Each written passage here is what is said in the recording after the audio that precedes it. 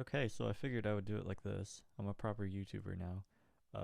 So I really like the beat. You already know I like your stuff, so I'm just gonna jump into just like super minor stuff. I mean, like there's not really, honestly, very much that I would change. I like the stereo panning of the kick and the snare. This one's kind of weird because there's not really a set way to do this. But as of right now, what modern music seems to do is keep the kick and the snare right in the middle. Although in older recordings they used to totally pan them, so that one's an artistic choice, up to you. Um,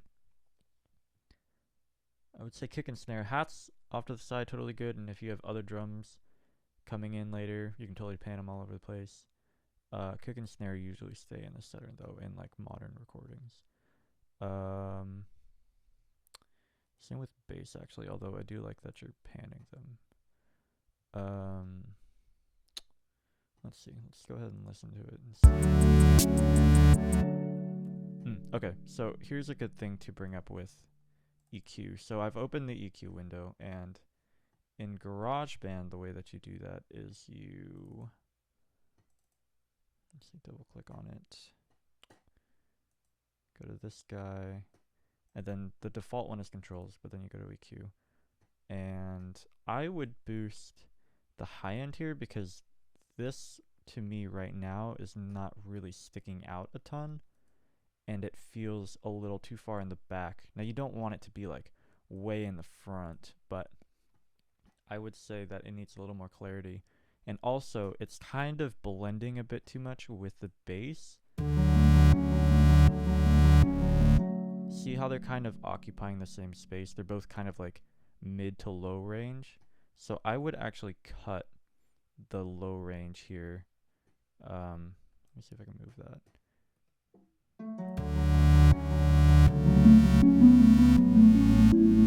Actually, that's pretty good. Yeah, maybe the answer is to boost something else. So maybe you get one, cut the low range, because this is around where the bass sits, and then boost the mid range or something. Just basically, when you're EQing, just listen around to what sounds good. Like, don't so much guide on where you think it should go. Just solo the track. See, this one's kind of boxy and it kind of makes it a little irritating. This is really pretty though. Notice how it just brings out different characteristics of it. So you really want to, when you're EQing, you want to go and listen to optimally every single instrument and find the things that sound good with them, and then cut what isn't necessarily necessary. So like, that sounds great by itself and it sounds really full, but if I throw it in with everything else, it's gonna be too much, because I see that you have this over to the side, which is awesome. And this is kind of a supporting instrument right now. It has a melody, so I do want to be able to hear it with this high end, but it's not the main focus, so I don't really want it to be distracting from other things. So I'm going to cut the low to mid end, and I'm going to boost around 2K. Sounds really good if you want something to be kind of crisp. And then with virtual instruments, you can almost never go wrong with boosting the high end, although if you're recording audio, you don't want to do that because you get kind of the natural hiss of the room in there. But that is sounding a lot better to me than if I turned it off. It just sounds cleaner. So let's throw that in with the mix.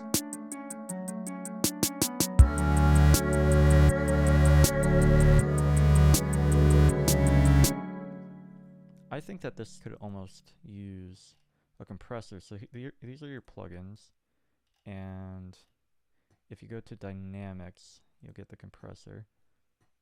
And let's see. Let's just see how our keyboard one sounds on this. I don't think they're going to have something for a harp specific.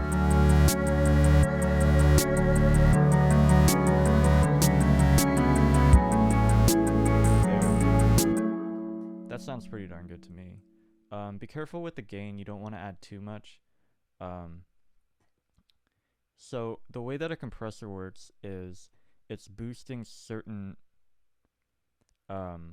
areas of it of the it I obviously don't know what I'm talking about. So this is quieter ends of your sound. This is louder ends of your sound. So if you put it up here, it's going to bring what's loud and it's going to make it louder. If you put it down here, it's going to make what's quiet louder and it's going to make what's loud quieter. You usually don't want to do this too low because the sounds that you don't want are quiet for a reason. So if you did this on a vocal, it would amplify the sound of the room and not the voice. So if I were doing a vocal, I'd probably want it around here because all the good stuff is here. If you're doing a harp, you know, it's like you usually want to be around here. But if your sound is weird and there's a ton of good stuff down here, like maybe there is, you can bring that up.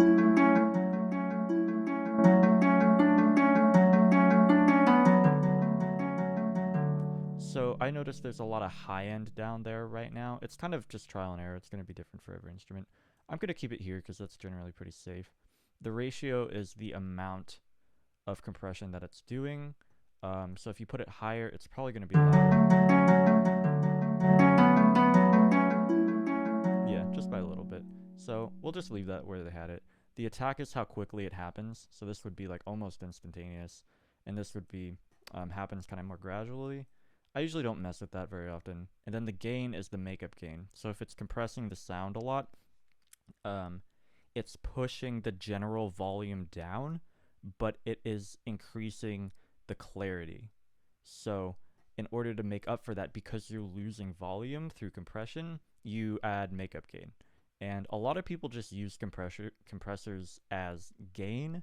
That's not necessarily the right way to use it, but it is a valid way to use it. So you want to be careful with this. Obviously, if you have every single track like way up there, your mix is just not going to be healthy and everything's going to be screaming at each other. So this is a huge problem I have, is overusing compressors. So you want to be careful with this, but compressors are really good if you want your track really to pop. Just be careful not to use them too much.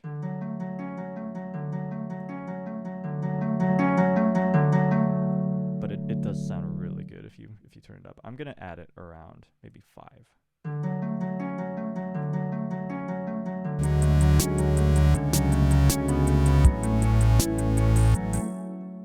Okay, I like the way that's sounding. I might cut the low end a little more because it still does seem like it's fighting with the bass. I'm just gonna solo the bass actually and see what's going on. Oh, okay, you already got some cue there.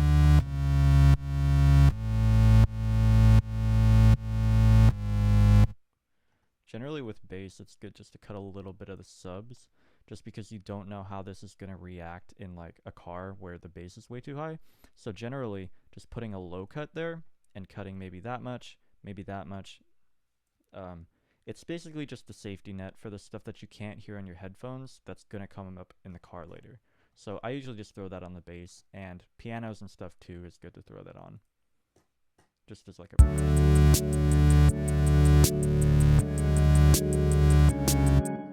And you have some automation here, which is awesome. Quieter snare. Oops. Sounds pretty good to me. Maybe we can boost. Yeah, 1K sounds really good. I just want this to be a little beefier. That sounds pretty darn good to me.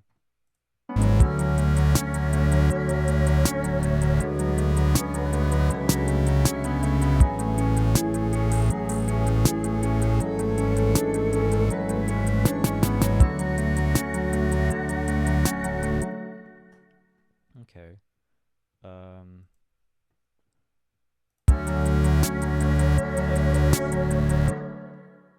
It seems like this is a lead at the moment, and typically with leads you might want to have a little less of that and a little more of that. I'm assuming you already know how to do all this stuff.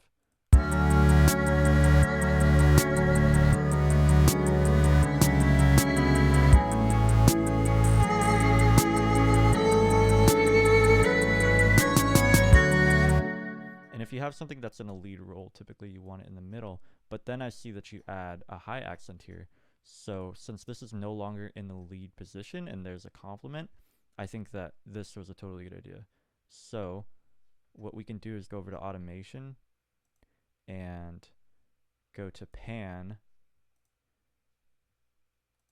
and put this over here. So oops, put that over there. So when this other part comes in, it dips over, but when it's by itself, it's in the middle. Turn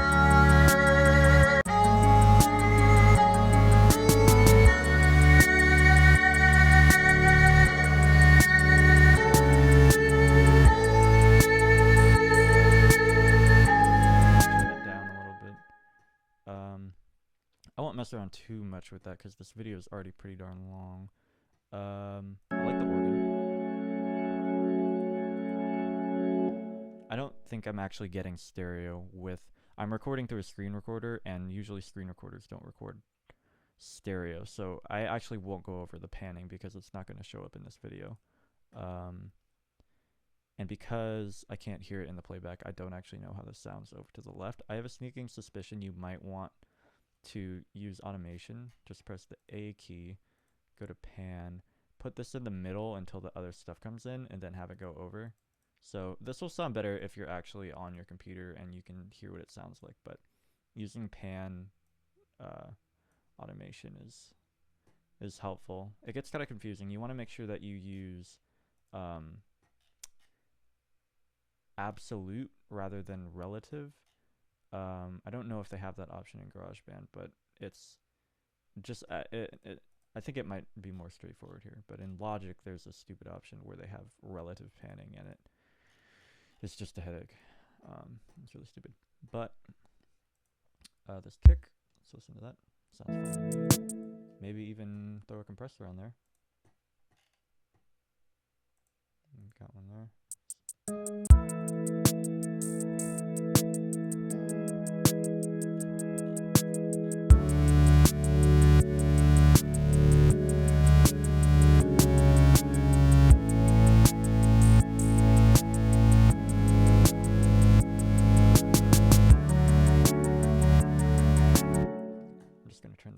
Down a little bit. And if you have automation data and you really don't want to go through and tweak it, like let's say you had all this stuff going on and you don't want to turn it down, because you'll notice that that doesn't do anything when you have automation data because you already inputted it. You can just put a gain plugin here, and that's basically just this, but another one. So if you already have your automation and you need it to be a little quieter or a little louder, you can do that. Let me think. Let's go over to your master. Got a multipressor here. Yeah, these presets are honestly great.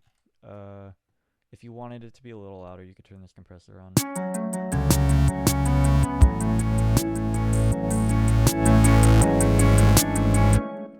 That's kind of grating. You want to be really careful with adding compressors to masters. Some people think you shouldn't even do it. I, for one, think you should because I think it sounds great. But again, be careful with compressors. But they do make everything sound pretty tasty. I'm going to keep that off for now.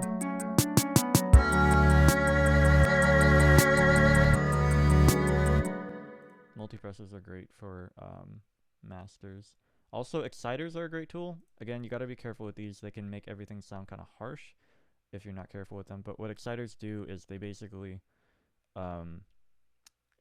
they mix up their frequencies at the high end of your sound by adding different harmonics to it, and that makes them pop a little more because they're kind of clashing with each other. Just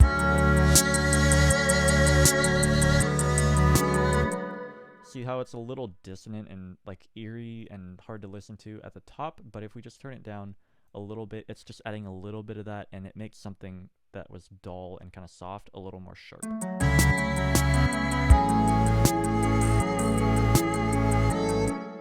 It's just super, super slight stuff. I think you already have some EQ here. Yeah, that's good. If your car has a lot of bass, maybe just throw on a sub cut. Maybe boost the high a little bit, and then if it's a little grating on your ear, add a little bit of that. This kind of tends to be where all the hissy stuff is, so go through there. Also, if you're noticing that there's any super loud grating frequencies, just go through, find them, turn them up. I think that actually sounded pretty good though, so I might boost it just a little bit there. But you want to be careful. Also, turn on the analyzer so that you can actually see what the sound waves are doing.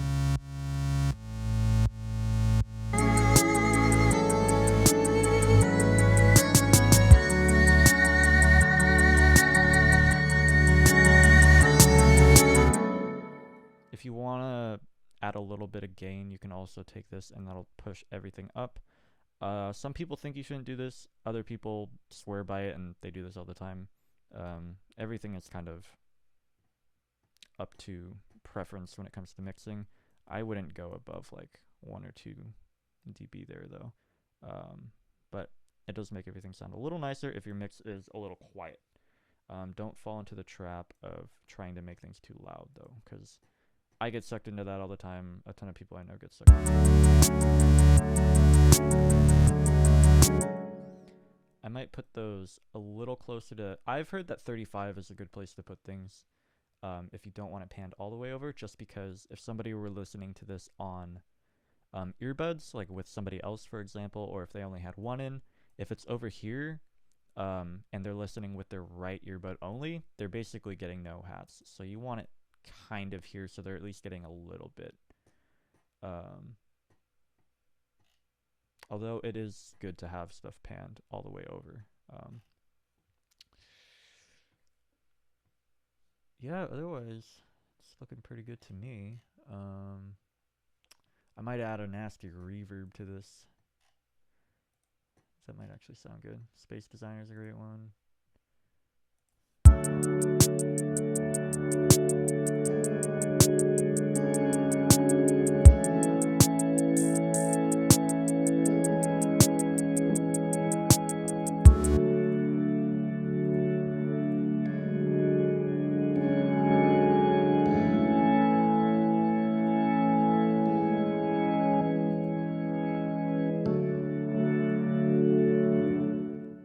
It's not doing a whole lot. I'm not familiar with GarageBand reverbs a whole lot.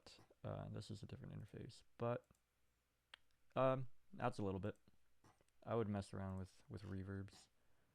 They just make everything sound a little better, a little more lush. You might even want to experiment with some echoing. Also, throwing a stereo spread on your master can help. You want to make sure that the lower intensity is turned pretty much all the way down, because you don't want your low end spread out through both of your headphones. It sounds kind of strange. And then keep the upper intensity kind of low. Stereo spread is a tool you want to be careful with, because it can make everything sound kind of weird. I just realized you can't actually hear it because I'm recording in mono, but from my experience, about this will sound pretty good. Stereo spread is a great tool. It really just makes everything pop a little more. Yeah, reverbs are good. Space Designer is probably the best. I haven't messed around with these too much. You can obviously throw a chorus on something if you have like a pad. They sound great on those. Imaging, stereo spread is the only one I would mess around with. I don't use the other one. Compressors are great. You don't really need a de-esser because you're not recording audio so much. So envelopers are more for audio too. Oh, limiter is something I wanted to get to. Basically, it's just a good idea to throw a limiter on your master. Basically, this just keeps everything from distorting. When something gets too loud past unity gain is 0 dB. If it goes past that, it's gonna distort and it's gonna go. It's gonna go like that.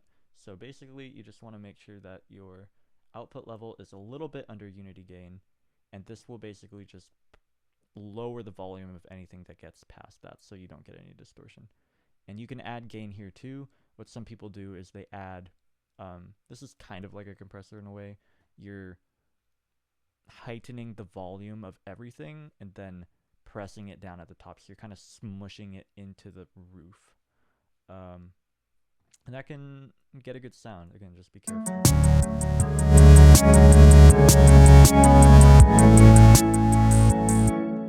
Like it sounds good in the moment. So I wouldn't do too much, but be careful about adding gain everywhere. But that's another place you can just add some gain. And I mean, it's just the way that recordings are nowadays. Generally, people think that louder is better. That's not the case. There are a lot of great recordings that are pretty quiet, but if you want to make it pop a little more, just add a little bit of volume. I'm mainly talking to myself here.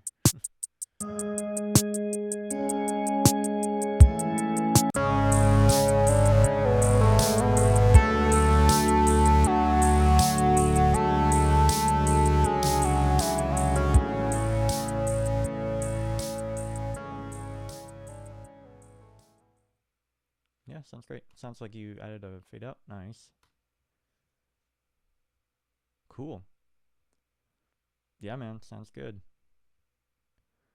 That's about it. I mean, like, I feel like you understand how to do shit.